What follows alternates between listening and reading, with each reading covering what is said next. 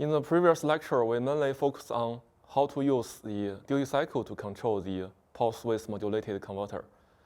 In this lecture, we are going to study a different controlling method, which we call it as current programmed control.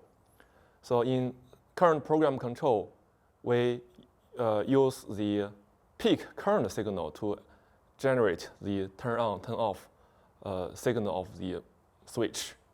So first, let me show you how we can implement the current programmed control. Usually, we also refer it as CPM.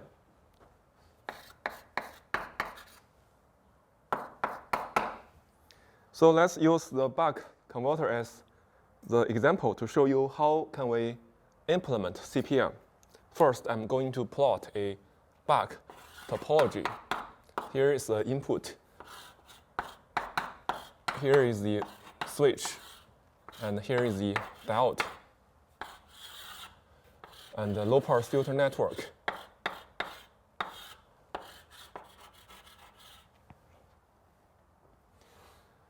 So I will use the blue chalk to plot the signal pulse. For the CPM, we need to sense the transistor current. So here we put a sensor, IQ. So the sensed transistor current is amplified by the sensor gain, which we denote as a RF. And this is fed to a comparator. And the other input of the comparator is from the output pulse. So for the output pulse, we also need to sense. For this circuit, we consider that the output voltage is the target controlling signal. So this means that we need to sense the output voltage and compare it with the reference, which is the desired output voltage. So here is minus, and the output is the error signal. Error signal is compensated by the compensator.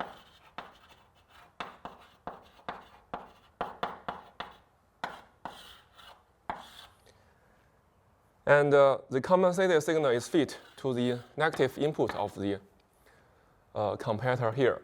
So we can see that this is the output of the compensator is denoted as compensated current, which we denote as IC, which is the control current, times RF. And since the transistor current is IQ times RF, so it's like we compare IQ and IC. And this is a comparator. The output is fed to a latch, which is a very typical latch. We call it SR latch.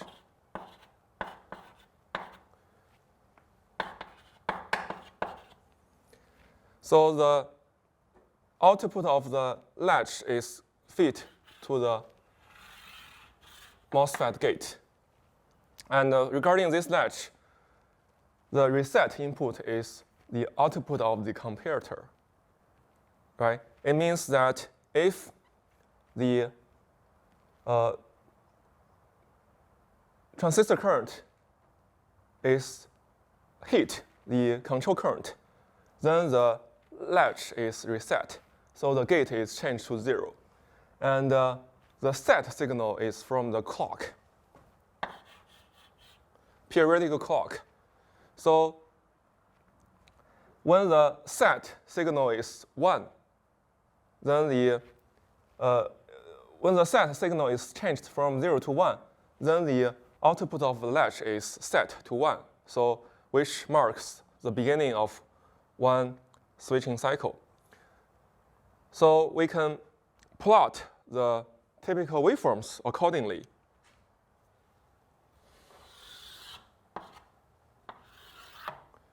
So I like to plot two waveforms in time domain. Top one is the gate signal, which is the output of the SR latch. bottom one is the current. So we can see that when the rising edge happens, the latch is set, right? Set. So which marks one switching cycle. And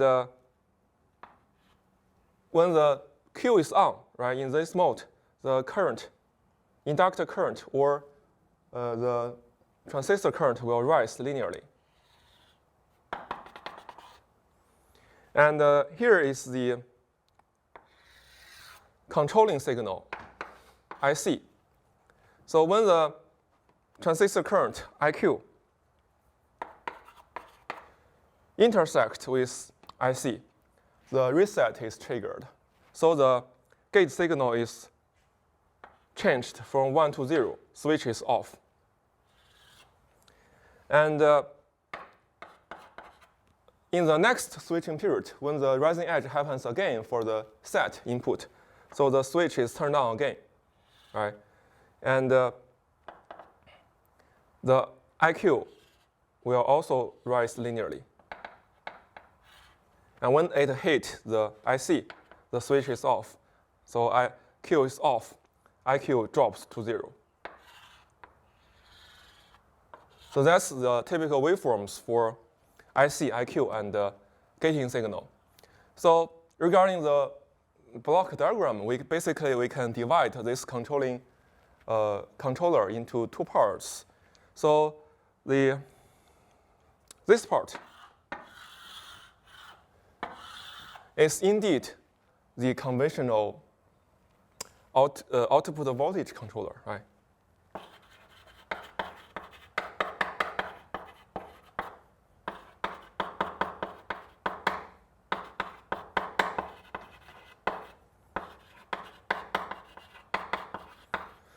Which is identical to the previous pulse width modulation controller. And for here, this block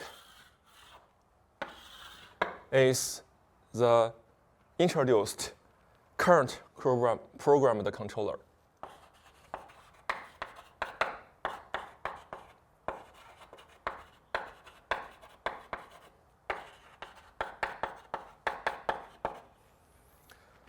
So that's the basic concept.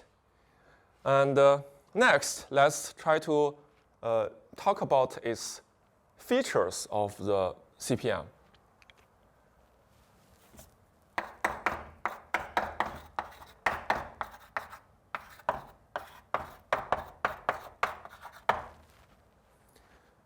So one of the most important features is that for CPM, we utilize the peak transistor current as the control input, right? So peak transistor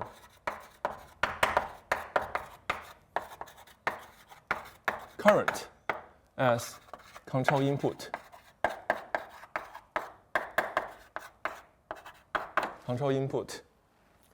This key feature will bring us some advantages, right? So advantages.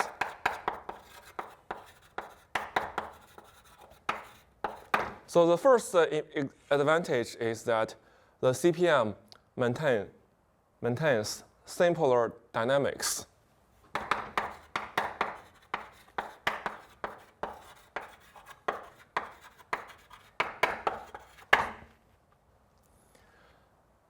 So namely, the inductor pole is pushed to high frequency.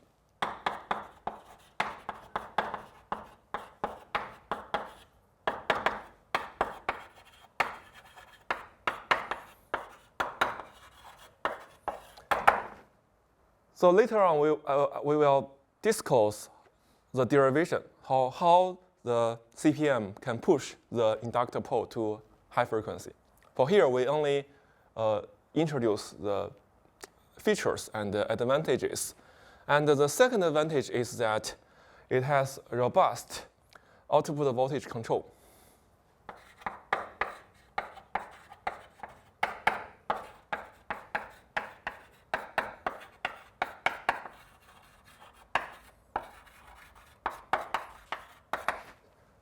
So which means that we can maintain large phase margin.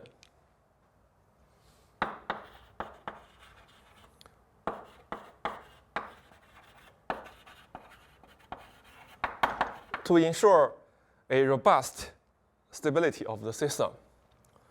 The third advantage is that the transistor failures can be prevented.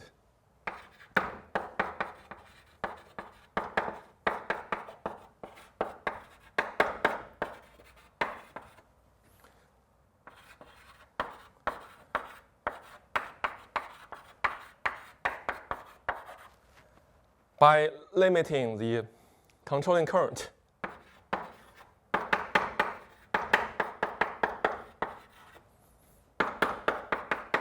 So this is easy to understand because the CPM, we sense the transistor current and compare it with the controlling current. So it naturally has the overcurrent protection function, right? When the current reaches the IC, the switch will be automatically turned off. So we can prevent the overcurrent failure of the transistor.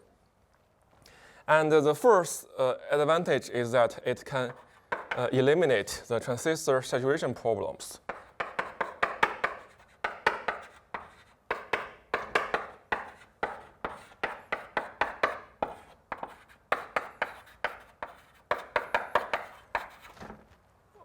These problems mainly happens in certain topologies such full bridge or push-pull isolated converters.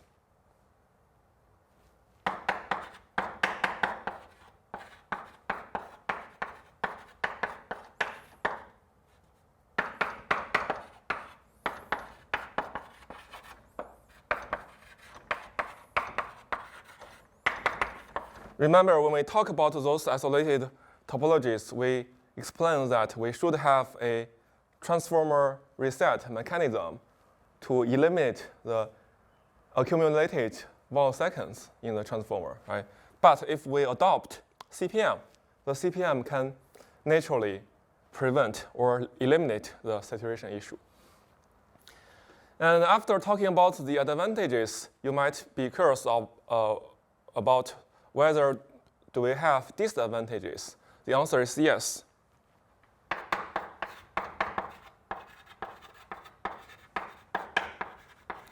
So the disadvantage of CPM mainly lie on two aspects. The first aspect is that it has stability issues.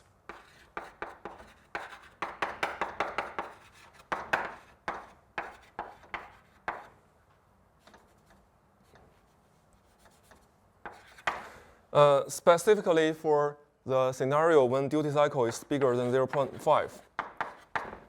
And secondly, it is susceptibility to noise.